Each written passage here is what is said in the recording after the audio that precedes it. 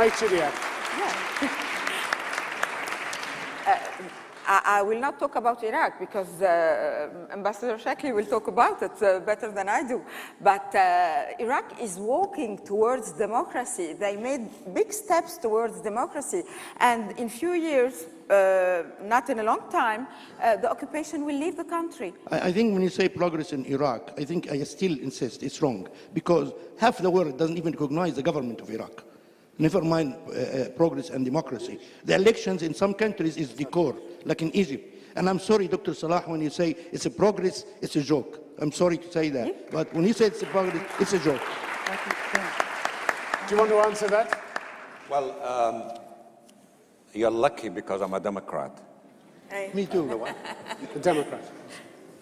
You can say what you like, and I respect it. We arrived at this point after a long struggle. It is not within the capacity of the Iraqi government that we had the occupation that we have at present. Now, that is like May said, they're going to go 12 months, 24 months, 36 months, they'll be disappearing.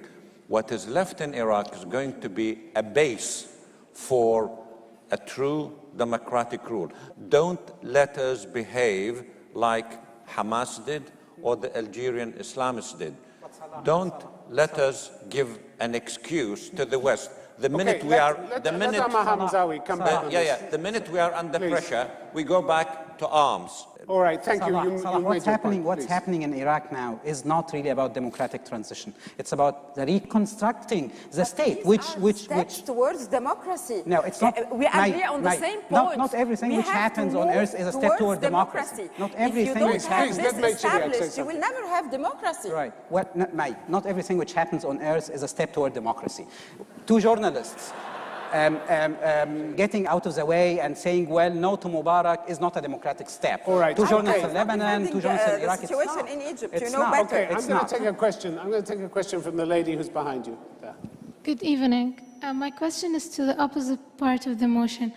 You grabbed my attention when you mentioned something about the Facebook. Do you think it's democratic that censorship in some Arab countries bans some websites? Of course not. And do you agree that it's democratic that some countries allow it, and when the people go and mention their opinions, their political opinions, they face troubles and they go to prison? This is what I was saying. I was saying that I consider the step taken by some young people in Egypt to express themselves and to invite the whole community to join them, to say no to what was happening. This was a wonderful step. It was halted for some time, but they cannot halt it forever. This is a process that will have to continue. And if they stay in the corner and say we will not move on anymore, that means it's over. No democracy. Nothing will ever change in the Arab world. And this is not what we want to happen.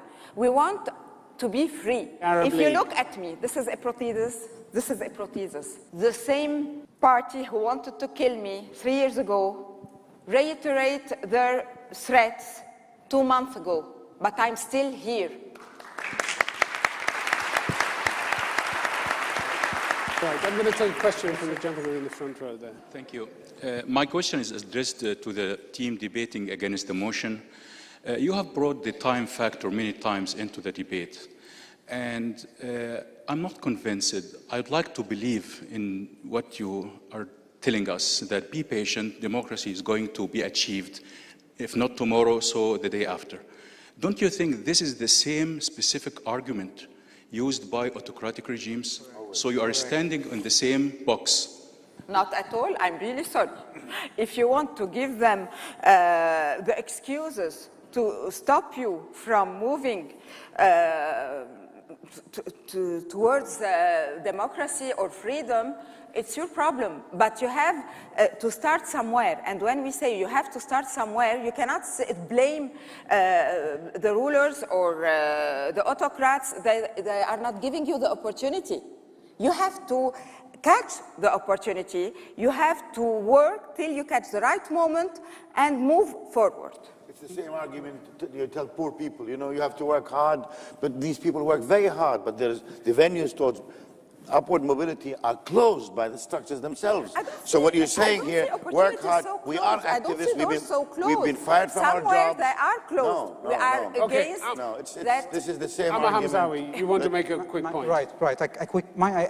I do agree with what you said and what Salah said on the need for Arabs to mobilize, to be more active. And we have impressive experiences taking place. Facebook in Egypt, similar cases in Tunisia and Morocco, in some Gulf countries even, regardless where we look. But the point which Mustafa and I are trying to make is, it's not simply about citizens. We have structures which are still very much in charge of managing state-society relations, and those structures have pushed democratic transition in the region into a halt. That's all what we are saying. The ingredients are correct, which we are pointing out, but they are not coming together in a way which can generate or could generate enough pressures on Arab governments to open up. Because at the end of the day, it is Arab governments which are the gatekeepers, not you, not Salah, not Mustafa, not me. Yes. This House has believes- come to a halt. Yes or no? You are saying yes, it halted. Yes. We are saying no, it's still progressing. I'm afraid we're running out of time. We've come to the point where we are going to vote on the motion that this House believes that progress towards democracy has halted in the Arab world. If you want to vote for the motion, the side represented by Hamzawy and Mustafa Hamarneh, you'll need to press button 1. If you want to vote against the motion, the side represented by Chidiac and Salah Al-Shaikhly, you will need to press button 2. Would you please choose the appropriate button and press it now? All right. There is the vote. It's up on our screens.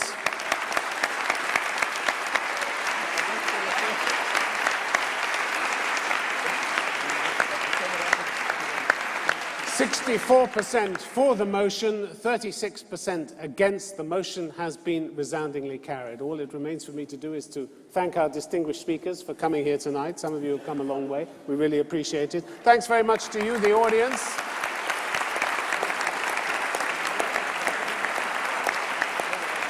The Doha debates will be back again next month. Till then, from all of us on the team, have a safe journey home. Good night. Thank you.